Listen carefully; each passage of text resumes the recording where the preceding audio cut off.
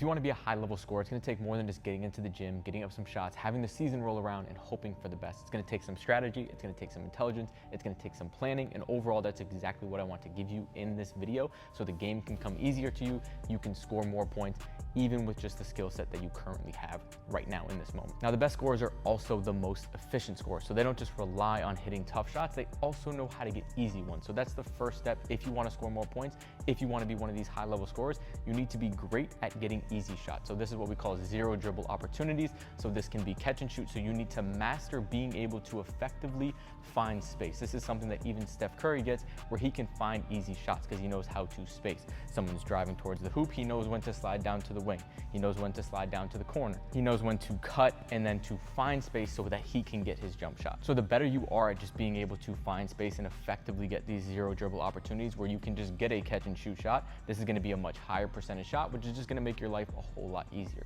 Now, the next piece to getting these zero dribble opportunities is knowing when to cut to the rim. So if someone's dribbling towards you, when do I backdoor cut? If someone's driving towards the middle and you're on the opposite side, when do I cut to the rim so I can get an easy catch and then finish? Also, just simply being able to get out in transition. If you can find 2, 3, 4 of these opportunities a game, these are going to be 80, 90% opportunities. And again, if you can make 3 to 4 of these a game, that's an easy 8 points. Now, the big thing with zero dribble opportunities, it's just going to make you more difficult to guard. If you cannot catch and shoot at 30, 35, 40% in games, you're going to be way easier to guard because I can just back off, give you space. Now, the more space you have, it's going to be a lot more difficult to guard if I know you can't shoot because I'm not going to go up and guard you. Now, if I have to go up and guard you or I have to run you off the line, it's going to open up everything else in your game. And the more you can hit these shots, the more you're going to be able to get these backdoor opportunities, the more you're going to be able to cut towards the rim. Again, get these high efficiency shots. Now, the next thing that I would do is start to assess your own game. So what a lot of players do is they say, this is my play style. You know, I'm an off the dribble shooter, I'm a point guard. You know, I just attack the rim, and they don't care what their team does. And then they get into the season and they say, oh, you know, my coach just doesn't rock with me. They end up averaging 4 points a game. So you need to figure out, okay, what is your play style and what does the coach want during the season? What type of play style are you guys going to be playing? What type of offense are you guys going to be running? And then start to actively plan and think, where am I going to get my opportunities? Where am I going to get the best opportunities? And how can I create opportunities within this? Now, once you understand that, then you can also take that to the court and start to work on it. So a lot of players, again, they just want to work on what they want to work on. But again, if you want to be efficient, if you want to be a high-level scorer, you're going to have to plan. You're going to have to be strategic. Okay, this season, maybe you're a sophomore, maybe you're a junior. Okay, this season I'm only going to get maybe 8 to 10 shots a game. You need to make sure that those 8 to 10 shots are the best shots that you can possibly be taking. They're the highest percentage shots and you're ready to take them. So in your workouts as the season approaches, you want to be getting a lot of reps in those areas. You want to be mastering those. And then when you get really good at that, then your role is going to start to expand the next year and then you can build on that. But again, a lot of players just go in, this is my play style. I don't care what the coach wants to do. I want to do what I want to do. And again, then they end up averaging 4 to 6 points, blame the coach, and then again, you don't get to reach your potential. So you kind of have to, a little bit of give and take here, but start to plan that out. And then also start to just understand your own game. So, okay, hey, I'm a pretty decent shooter, like we were talking about, you're 30, 32%. Okay, I have a great opportunity where I can score maybe 6 more points a game if I can increase that from 32 to 35 or to a 40% catch and shoot 3. And then like we talked about, that's gonna open up your entire game. So figure out, A, where are the opportunities within the offense, but where are the opportunities within yourself to take something that's good and turn it into great. Now, the next thing from there, as you guys start to plan this out, start to recognize what patterns are you seeing in your own game. How is the defense going to guard you? How are other teams going to either guard your team, but also you? If I know, hey, I'm a great shooter, but I know they're gonna start to face guard me this year, okay, now I'm gonna start to work on how do I get open with a face guard? How do I deal with this? How can I beat whatever they're gonna throw at me? So I'm already ready for it. So then when you do, okay, now they gotta guard you honestly, but it's gonna be a lot easier for them to guard you if you say, you know what, you work all season on hitting catch and shoot jump shots. That's all you do. You become great at it. But guess what?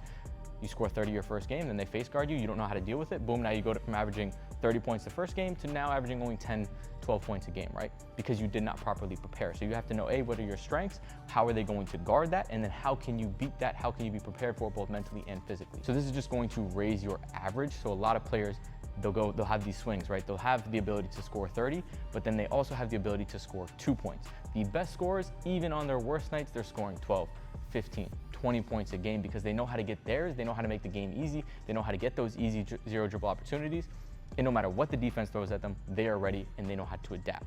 So now the next thing from there, kind of building on getting easy buckets is getting to the free throw line. So if you're only getting 2 to 4 attempts per game, it's going to be very, very tough for you to be a high level scorer. If you look at the NBA, now yes, I know it's the NBA, they're going to call a lot more fouls. All of the scoring champions usually get between 8 to 10 free throw attempts per game. So if you guys can shoot eight shots and you can make at least 6 to 7, those are 6 to 7 easy points. It's also going to help you guys get in a rhythm. Also going to help, again, raise your floor, so you're not just averaging 2 points. Even on your worst nights, you're getting to the free throw, you're making 6 shots, you're getting a couple easy ones, you're hitting 1 3, and now you're still averaging around 20 points per game. Now, it's not just driving relentlessly to the rim, trying to draw fouls, flopping, doing all that other kind of stuff. It's just being smart. Okay, there's 4 minutes left in the half. The other team's in the bonus, so anytime they foul you, you're going to the free throw line. Okay, how can I maximize that? Now I'm gonna start to be a little more aggressive driving to the rim.